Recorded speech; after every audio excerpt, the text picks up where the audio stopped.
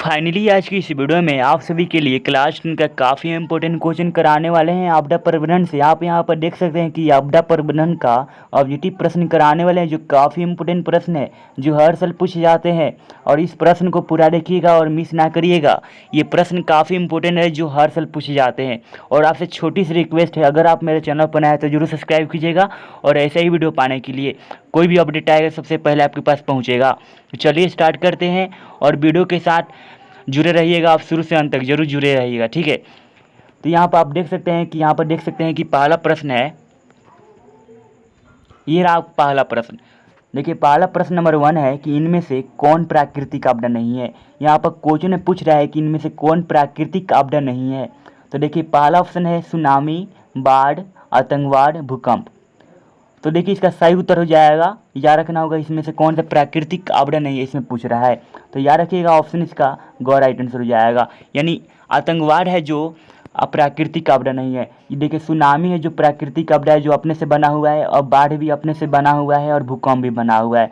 यहाँ पर देख सकते हैं कि आतंकवाद है जो मानव निर्मित आपदा है, इसलिए ऑप्शन से क्या हो जाएगा, सही उत्तर हो जाएगा।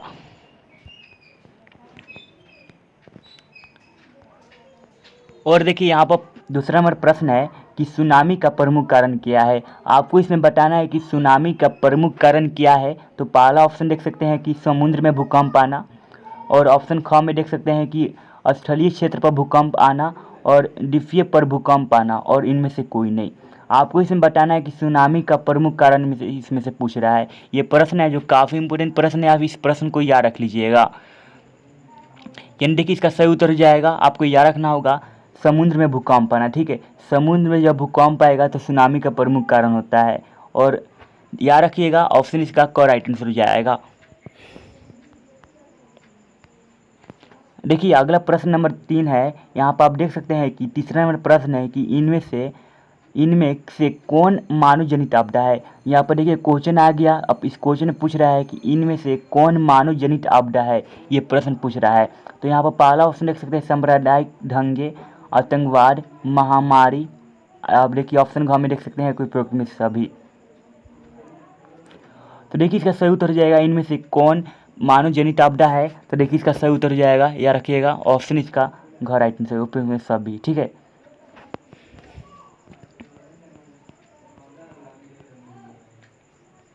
देखिए अब यहाँ पर अगला प्रश्न देख सकते हैं कि अगला नंबर प्रश्न है कि नदियों में बाढ़ आने का प्रमुख कारण क्या है। आपको इसमें बताना है कि जब नदियों में बाढ़ आ जाना है तो उसके प्रमुख कारण कौन सा होता है। तो यहाँ पर पहला ऑप्शन देख सकते हैं कि जल की अधिकता, ठीक है। ऑप्शन क में देख सकते हैं कि जल की अधिकता। ऑप्शन ख में देख सकते हैं कि नदी की तली में अवसाद का जमाव, ठीक है। और ऑप्शन घ में देख सकते हैं कि वर्षा की अधिकता, ठीक है। ऑप्शन घ में देख सकते हैं उपयुक्त में सभी। यानी जब क्वेश्चन पूछेगा, देखिए ये क्वेश्चन काफ़ी इंपॉर्टेंट क्वेश्चन है, इसमें समझने वाली बात है आपको कि नदियों में बाढ़ आने का प्रमुख कारण क्या है, ठीक है। ये क्वेश्चन पूछ रहा है। तो देखिए इसका सही उत्तर हो जाएगा, याद रखिएगा ऑप्शन इसका वर्षा की अधिकता। देखिए वर्षा की अधिकता के कारण ही नदी में बाढ़ आता है, जब वर्षा होगी तभी ना बाढ़ आएगा। देखिए आप कहिएगा कि जल की अधिकता होगा, लेकिन जल की अधिकता नहीं होगा, ठीक है।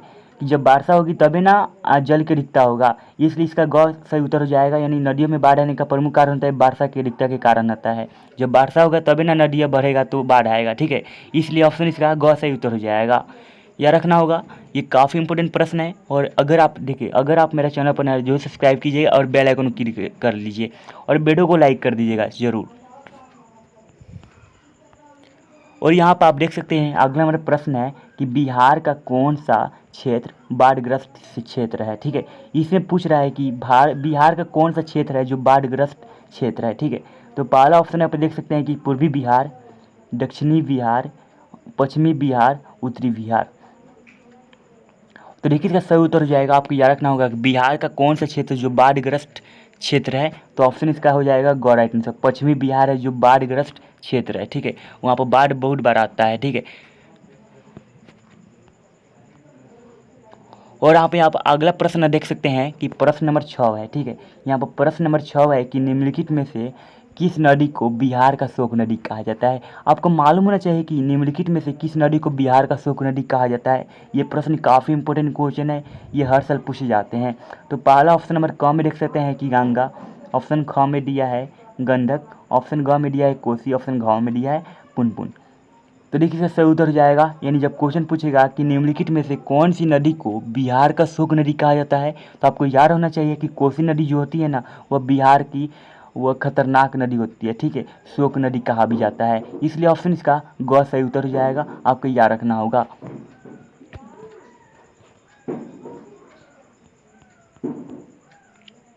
और यहाँ पर अगला प्रश्न देख सकते हैं कि अगला नंबर प्रश्न है, यहाँ पर 7 नंबर प्रश्न देख सकते हैं कि आप,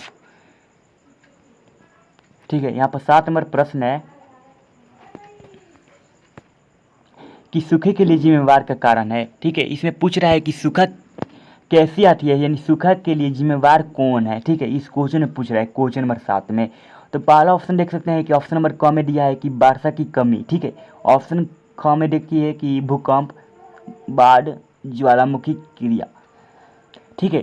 तो देखिए इसका सही उत्तर हो जाएगा, याद रखना होगा कि सूखे के लिए जिम्मेवार कौन सा होता है, तो ऑप्शन इसका क राइट आंसर हो जाएगा, वर्षा की कमी, ठीक है।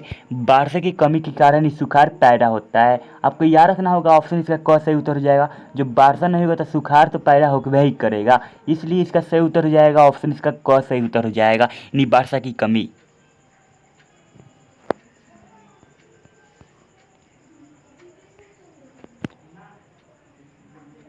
देखिए अगला मेरा प्रश्न है, यहाँ पर आप देख सकते हैं कि अगला प्रश्न है कि बाढ़ क्या है, ठीक है।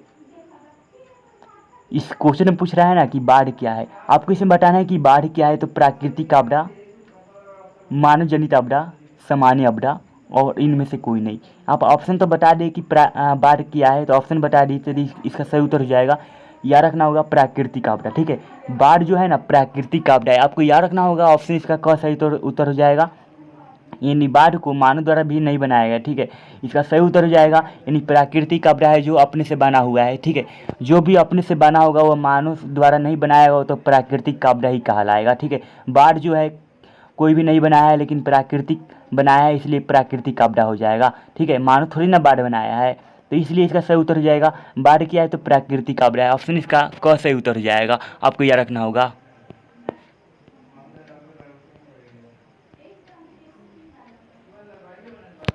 देखिए अगला मेरा प्रश्न है, यहाँ पर क्वेश्चन नंबर 9 देख सकते हैं कि सूखे के लिए स्थिति किस प्रकार आती है। ये देखिए क्वेश्चन काफ़ी इंपॉर्टेंट क्वेश्चन है, क्वेश्चन पूछ रहा है कि सूखे की स्थिति किस प्रकार आती है। तो पहला ऑप्शन देख सकते हैं, ऑप्शन क में देख सकते हैं अचानक, पूर्व सूचना, धीरे धीरे और इनमें से कोई नहीं। देखिए क्वेश्चन काफ़ी इंपॉर्टेंट है, एक क्वेश्चन पूछ रहा है, यहाँ पर क्वेश्चन समझने की आपको बात है, ठीक है, कि सूखे की स्थिति किस प्रकार आती है। तो देखिए इसका सही उत्तर हो जाएगा धीरे धीरे। सूखा एक बाइक थोड़ी ना आता है, आपको मालूम होना चाहिए कि सूखा एक बाइक नहीं आता है, वो धीरे धीरे कर आता है। कोई भी पानी होता है, वह देखिए नदी में पानी होता है या पोखरा में पानी होता है, धीरे धीरे न सूखता है, एक बाइक थोड़ी ना सूख जाता है। आपको यहाँ पर समझने वाली बात है कि सूखे की स्थिति किस प्रकार आती है, तो धीरे धीरे आती है, इसलिए इसका सही उत्तर हो जाएगा, ऑप्शन इसका ग सही उत्तर हो जाएगा, यह रखना होगा। तो ये समझ में आया ना, ठीक है। और कमेंट करके बताएगा आपको वीडियो कैसा लगा। तो देखते हैं अब अगला प्रश्न। देखिए अगला नंबर प्रश्न है, यहाँ पर देख सकते हैं कि 10 नंबर प्रश्न है कि सूखा किस प्रकार की आपदा है। यहाँ पर आप पहला ऑप्शन देख सकते हैं कि प्राकृतिक आपदा, मानवीय आपदा, सामान्य आपदा, इनमें से कोई नहीं। यानी क्वेश्चन देखिए, क्वेश्चन समझने वाली बात है यहाँ पर कि सूखा किस प्रकार की आपदा है। तो देखिए इसका सही उत्तर जाएगा, या रखिएगा, ऑप्शन इसका क सही उत्तर हो जाएगा। प्राकृतिक आपदा है जो सूखा आपदा है, ठीक है। सूखा किस प्रकार की आपदा है तो प्राकृतिक आपदा, ऑप्शन इसका क सही उत्तर जाएगा। यहाँ पर समझने वाली आपको बात है कि प्राकृतिक आपदा क्यों है। देखिए सूखा को तो मानव भी बनाया नहीं है, ठीक है, सूखा अपने आप ही आता है, इसलिए प्राकृतिक आपदा है, ऑप्शन इसका क सही उत्तर हो जाएगा।